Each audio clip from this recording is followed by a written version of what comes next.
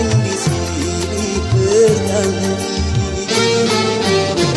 Luka hati luka dalam sangat dalam.